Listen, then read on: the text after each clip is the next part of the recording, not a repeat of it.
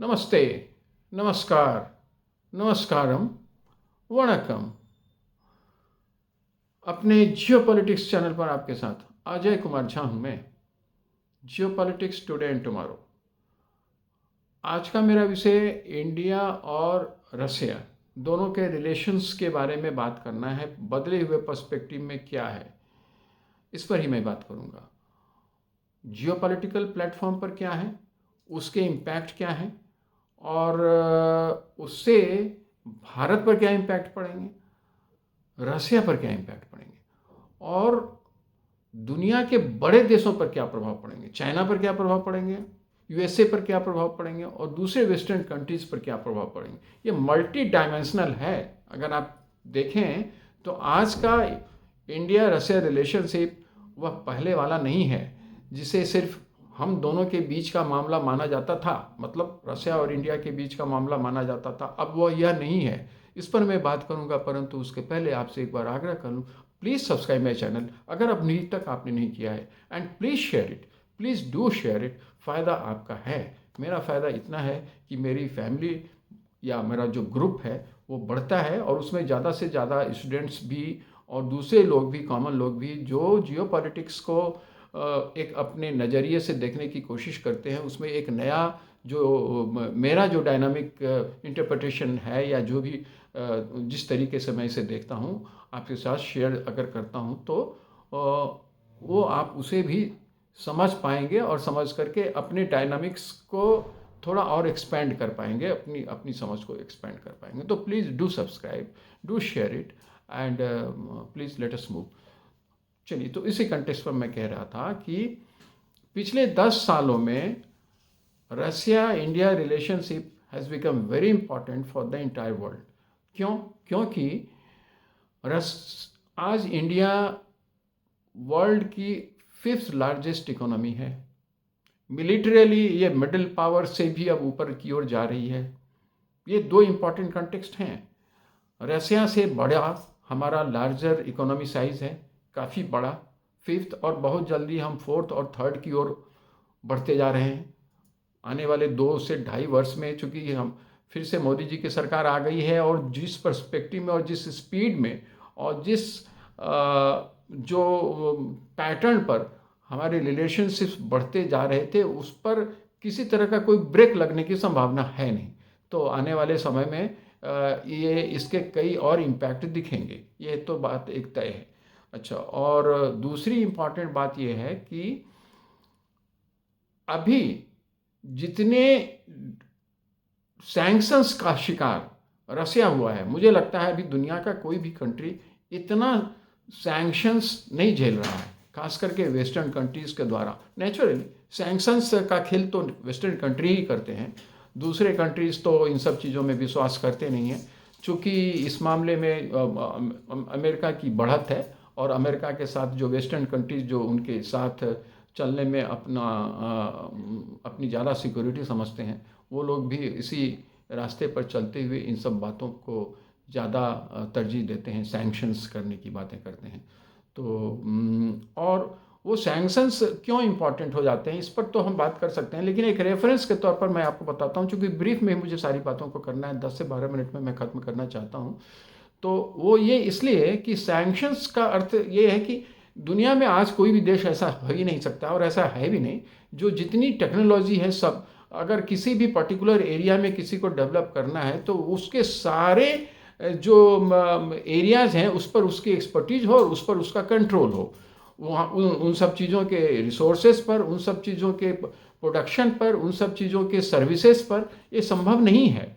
तो ऑब्वियसली वो कई अलग अलग देशों पर सारे देश डिपेंडेंट होते हैं, और वैसे में अगर किसी पर्टिकुलर कंट्री पर कोई दूसरा बड़ा कंट्री जहाँ से वहाँ कोई रिसोर्स मजबूत उसे सप्लाई होता हो, या कोई सर्विसेज सप्लाई होता हो, कोई गुड्स के साथ साथ कोई और टेक्नोलॉजी सप्लाई होती हो, तो अगर उस पर सैंक्शंस लग जाएंगे, तो वो कोई पर्टिकुलर कंट्री जो किसी एक बड़े प्रोडक्ट को प्रोड्यूस कर रहा है, तो उसमें ब्रेक लग सकता है, और उसके स्पीड और उसके प्राइसेस बढ़ सकते हैं। तो इसलिए सैंक्शंस के बड़े ही दूरगामी और दुष्प्रभावी प्रभाव पड़ते हैं किसी भी कंट्री पर जब यह लगता है तो इस लिहाज से अगर आप देखें तो रसिया के लिए जब यह ऐसा होता है, जब ऐसा सैंक्शंस लग रहा है तो उससे रसिया को काफ़ी परेशानी हो रही है। और ख़ास करके तब जबकि कोविड के बाद और यूक्रेन की वार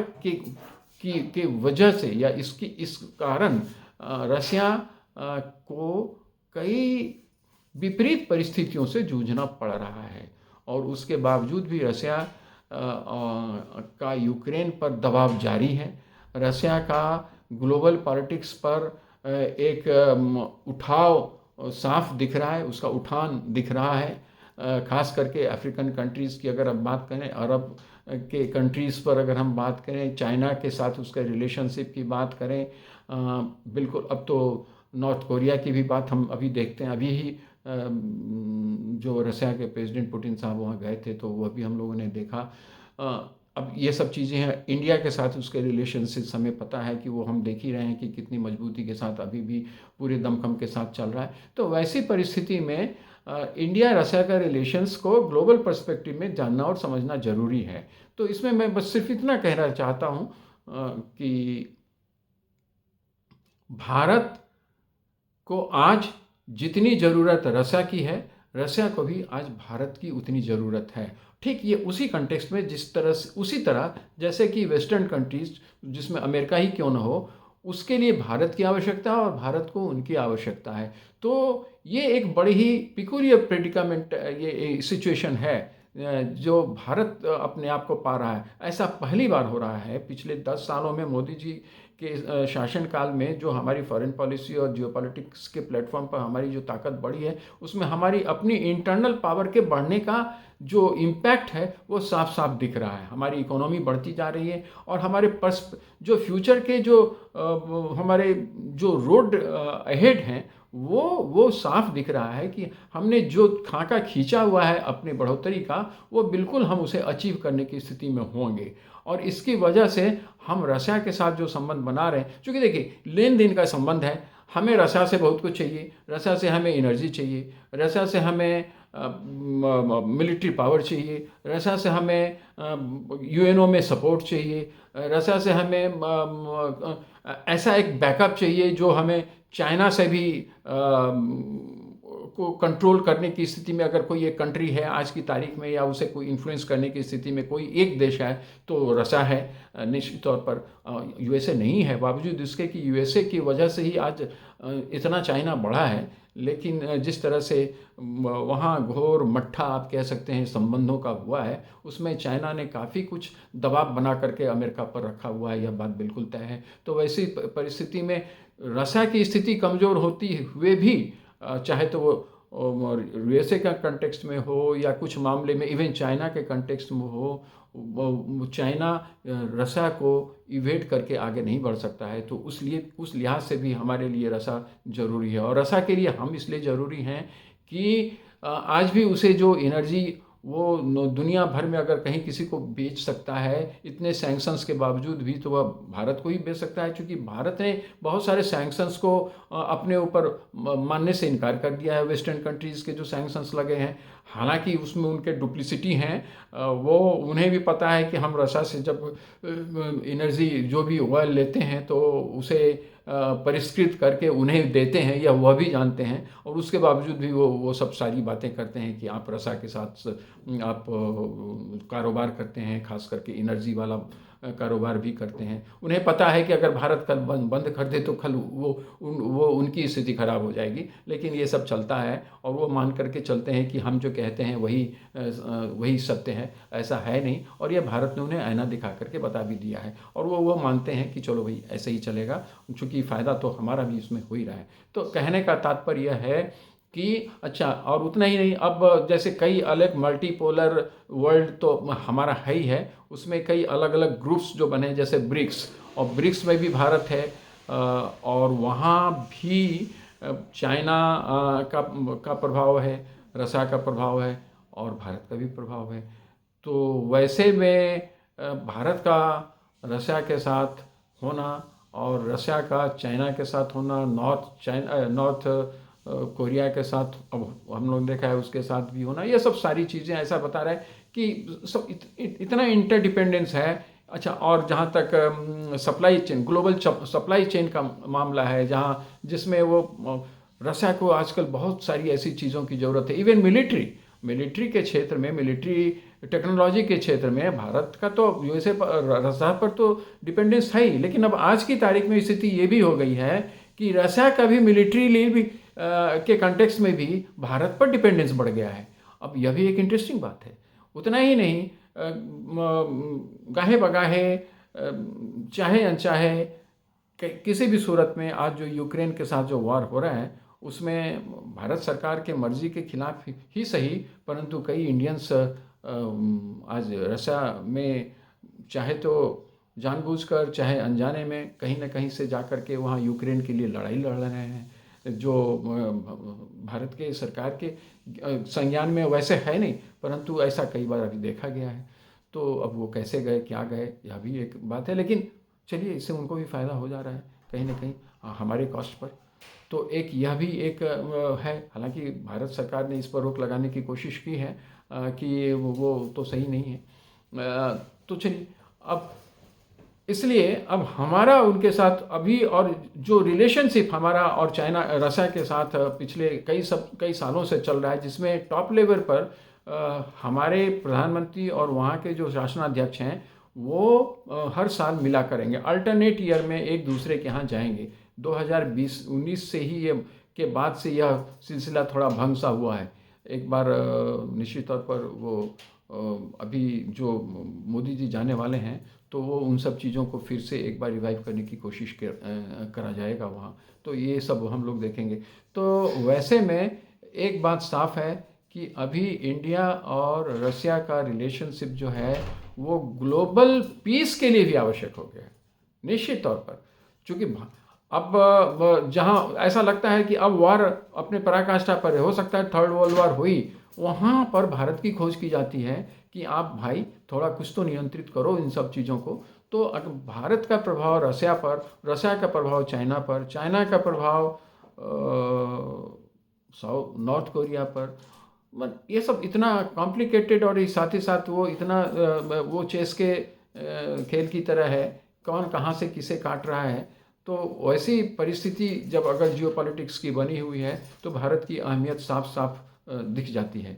तो हम समझते हैं कि अभी अब जैसे चाइना का पाकिस्तान के साथ रिलेशनशिप, इंडिया और पाकिस्तान रिलेशनशिप, पाकिस्तान रसिया रिलेशनशिप, और Pakistan US relationship, Pakistan Arabian countries के जो रिलेशनशिप, सब एक दूसरे के जो प्रतिस्पर्धी होकर के जिस तरह से चल रहे हैं, उसमें भारत जिस तरह से आगे बढ़ने की कोशिश कर रहा है, और वो हमारी थर्ड टर्म जो मोदी जी की सरकार आई है, उसमें कुछ कॉम्प्लिकेशंस तो ज़रूर आए हैं, लेकिन जियोपॉलिटिकल प्लेटफॉर्म पर वो कॉम्प्लिकेशंस अभी दिखने की कोई संभावना मुझे दिखती नहीं है।